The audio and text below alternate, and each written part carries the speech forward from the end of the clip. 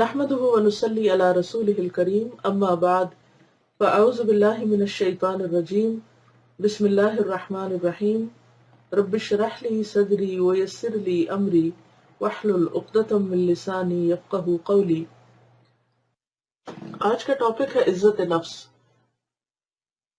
نحمده ونصلي على رسوله الكريم اما بعد فاعوذ بالله من الشيطان الرجيم بسم الله الرحمن الرحيم رب اشرح لي صدري ويسر لي امري واحلل عقدة من لساني يفقهوا قولي۔ عزت نفس، سیلف ریسپیکٹ۔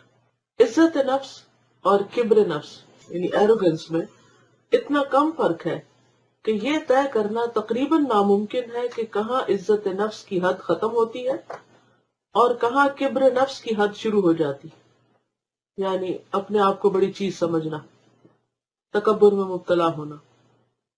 یہی وجہ ہے کہ اسلام میں عزت نفس کو کوئی درجہ نہیں دیا گیا۔ اکثر حالات میں عزت نفس دراصل کبر نفس ہی کا دوسرا نام ہوتا ہے، یعنی انسان عزت نفس کی جب بات کرتا ہے تو دراصل وہ اس کے اندر اپنے بارے میں بڑائی کا ایک احساس ہوتا ہے کہ میں بڑی چیز ہوں، بڑی اہم ہستی ہوں۔ گہرائی کے ساتھ دیکھا جائے تو معلوم ہوگا کہ عزت نفس سرے سے کوئی پسندیدہ چیز نہیں۔ عزت نفس کی حقیقت اکثر حالات میں اس کے سوا کچھ نہیں کہ وہ کبر نفس ہی کا ایک خوبصورت نام ہوتا ہے۔ اسلام میں دراصل قابل قدر چیز عزت نفس نہیں بلکہ کسر نفس ہے، یعنی نفس کو توڑنا ہے، اپنا احتساب کرنا ہے۔ اسلام میں اعلیٰ اخلاقیات کا معیار تواضع ہے، یعنی ہمبل ہونا ہے۔ دلیل کے آگے جھک جانا، یعنی کسی کی بات میں اگر دلیل ہے اور بات درست ہے تو اسے مان لینا، اپنی غلطی کو مان لینا، اکڑ سے مکمل طور پر خالی ہونا، یہ مومن کی صفات ہیں۔ اور ان صفات کے ساتھ عزت نفس کا کوئی جوڑ نہیں، یعنی دو بالکل اپوزٹ چیزیں۔ حقیقت یہ ہے کہ عزت نفس کا مزاج آدمی کے لیے تواضع، اعتراف اور حلم میں رکاوٹ بن جاتا ہے، جبکہ اسلام کی اعلیٰ اخلاقی قدر یہی ہے کہ انسان کے اندر عاجزی ہو، غلطی کا اعتراف کا مادہ پایا جاتا ہو اور اس کے اندر قوت برداشت ہو، نرم مزاجی ہو۔ جب دو آدمیوں یا دو گروپ میں نزاع ہو تو نزاع بہت جلد بڑھ کر وقار کا سوال بن جاتی ہے، اور جب کسی مسئلے میں وقار کی صورت پیدا ہو جائے تو اپنے موقف سے ہٹنا آدمی کو بے عزتی معلوم ہونے لگتا ہے۔ چنانچہ اپنے عزت و وقار کو بچانے کے نام پر وہ اپنے موقف پر اکڑ جاتا ہے۔ اسی اکڑ یا ضد کا خوبصورت نام عزت نفس ہے۔ صحیح اسلامی طریقہ یہ ہے کہ نزاع یعنی جھگڑے کو کسی بھی حال میں وقار کا سوال نہ بنایا جائے، یعنی عزت کا سوال نہ بنا لیا جائے، بلکہ صلح جوئی کے ذہن کے تحت اس کو رفع کرنے کی کوشش کی جائے، یعنی جھگڑا ختم کرنے کی کوشش کی جائے، اس کو بڑھایا نہ جائے۔ اس طرح کے معاملات میں جھکنا ہی اسلام کا مطلوب ہے، نہ کہ ضد میں پڑھ کر اپنے موقع پہ اکڑ جانا اور یہ کہہ کر اپنے کو فریب میں مبتلا کرنا کہ میں اپنی عزت نفس کو بچانے کے لیے ایسا کر رہا ہوں۔ یہ غلط بات ہے۔ ضد ایک نفسیاتی برائی ہے، جبکہ تواضع اور فروتنی یعنی عاجزی ایک عظیم عبادت ہے۔ خدا ضد اور اکڑ کو ناپسند کرتا ہے۔ شیطان نے بھی تو ضد کی تھی، اکڑ گیا تھا۔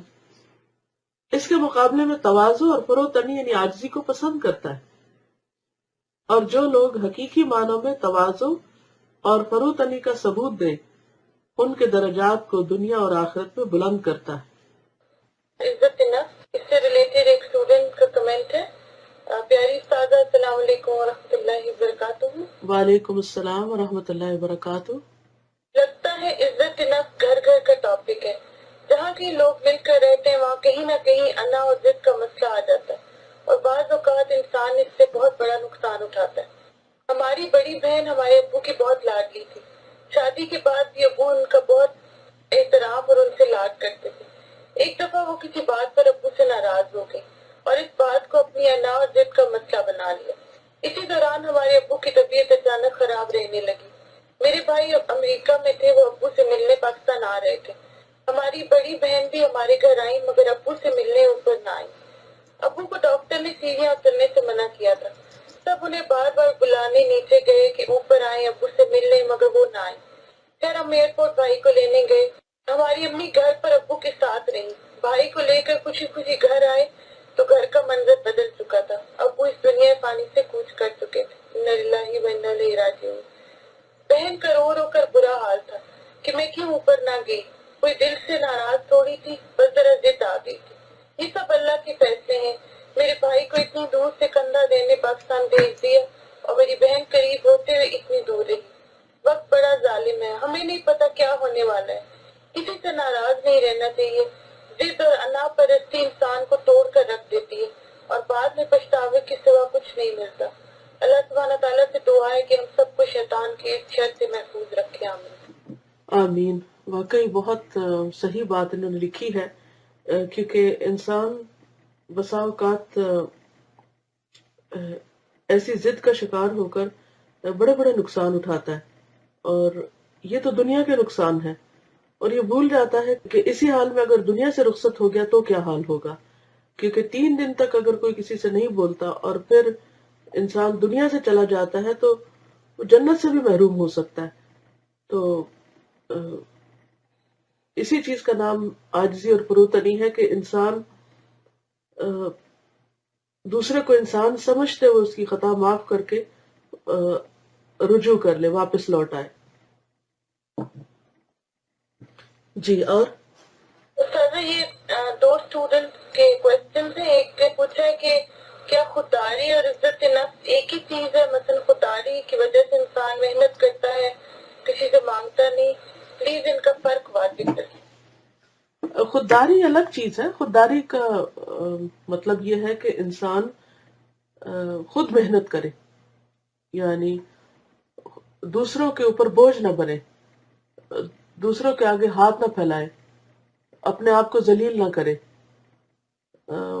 وہ ایک پازیٹو چیز ہے اور ایسا کرنا پسندیدہ ہے. لیکن یہ جو عزت نفس ہے نا، کہ خود کو اتنی عزت دے کہ انسان دوسروں کو ذلیل کر دے، تو یہ درست نہیں. سر مجھے لگتا ہے بعض دفعہ نا ان دونوں کو مکس کر دیا جاتا ہے نا. جی ہاں، لوگ خودداری اور سیلف ریسپیکٹ اس کو ریلیٹ کر لیتے ہیں آپس میں. بالکل. پھر سر یہ ایک اور اسٹوڈنٹ پوچھتی کہ سر ٹاپک میں 2 الفاظ کی سمجھ نہیں آئی، پلیز ذرا مزید اگزامپل کے ساتھ واضح کرتے. حلم اور آخری پیراگراف میں فروتنی. جی. حلم جو ہے اس کا مطلب ہوتا ہے کسی چیز کو برداشت کر لینا، اور انتہائی غصے اور غضب اور انتہائی جذباتی کیفیت میں خود کو سنبھالے رکھنا، اپنے آپ کو حدوں سے باہر نہ جانے دینا. اس کے بارے میں ایک تاریخ میں واقعہ آتا ہے کہ ایک یہودی نے کہا کہ تورات میں پیغمبر آخر زمان کے جو اوصاف بیان ہوئے ہیں، یعنی نبی صلی اللہ علیہ وسلم کے، وہ سب میں نے آپ صلی اللہ علیہ وسلم کے اندر دیکھ لیے، صرف ایک بس باقی ہے، اور وہ تھا حلم اور بردباری. کیونکہ آخری پیغمبر کی جو نشانیاں تورات میں بتائی گئی ہیں، ان میں سے ایک نشانی یہ کہ وہ پیغمبر بہت حلیم ہوگا، یعنی بردبار ہوگا، بوجھ اٹھانے والا، یعنی لوگوں کے غیظ اور غضب اور غصے اور جذبات میں کہی ہوئی باتوں کو برداشت کر لینے والا. کہتے کہ اس تجربے کے لیے کہ میں دیکھوں کہ آپ میں حلم ہے یا نہیں، میں نے آپ کو 30 دینار قرض دیے. اس کے بعد میں خاموش رہا، یہاں تک کہ جب مدت پوری ہونے میں صرف 1 دن باقی تھا تو میں آپ کے ہاں پہنچا اور بہت سختی سے تقاضا کیا. میں نے کہا میرا حق ادا کر دیجئے، اور میں جانتا ہوں کہ عبد المطلب کا خاندان تو ہمیشہ کا ٹال مٹول کرنے والا ہے. یعنی حالانکہ ابھی ٹائم باقی تھا، لیکن یہ ہے کہ نہ صرف یہ کہ آپ کے ساتھ بدتمیزی کی بلکہ آپ کے خاندان کو بھی انوالو کر لیا. تو ایسے موقع پر آپ دیکھیں کہ لوگوں کا ریاکشن کیا ہوتا ہے کہ جب آپ کے علاوہ کوئی آپ کے گھر والوں کو یا ماں باپ کو بھی برا بھلا کہنے لگے، اور جبکہ وہ سراسر زیادتی کر رہا ہو. تو اس وقت حضرت عمر جو تھے وہ آپ صلی اللہ علیہ وسلم کے ساتھ تھے. تو یہودی کی زبان سے یہ جملہ سنتے ہی بہت غصے میں آ گئے اور کہنے لگے کہ اگر رسول اللہ صلی اللہ علیہ وسلم کا خیال نہ ہوتا تو میں تیری گردن مار دیتا. تو یہ سن کر آپ صلی اللہ علیہ وسلم نے فرمایا کہ غفر اللہ لک یا ابا حفص نحن كنا الى غیر هذا منك احوج تأمرنی بحسن القضاء وتأمره بحسن الطلب. اے ابو حفص، ابو حفص سے تھی حضرت عمر کی کنیت تھی، خدا تمہیں معاف کرے، ہم تم سے ایک اور سلوک کے زیادہ محتاج تھے، یعنی ہم تم سے اس سے بہتر سلوک کو ایکسپیکٹ کر رہے تھے، تم مجھ سے بہتر ادائیگی کے لیے کہتے اور اس کو نصیحت کرتے کہ بہتر طریقے سے طلب کرو. تو یہ ہے حلم، کہ اس موقع پر ہونا تو یہ چاہیے تھا کہ حضرت عمر کی بات سے آپ بہت خوش ہوتے اور ان کو شاباش دیتے اور دونوں مل کر یہودی کے خلاف ہو جاتے اور اس کو ذلیل کر کے بھیجتے، یا حضرت عمر جو تھے وہ مار پٹائی بھی شروع کر دیتے آپ کے شہد دینے پر. لیکن آپ نے یہ رویہ نہیں اختیار کیا، اگرچہ وہ آنے والا شخص سراسر زیادتی کر رہا تھا، لیکن آپ نے بہت آسان طریقے سے معاملے کو نپٹا دیا. یہی دراصل حکمت ہوتی.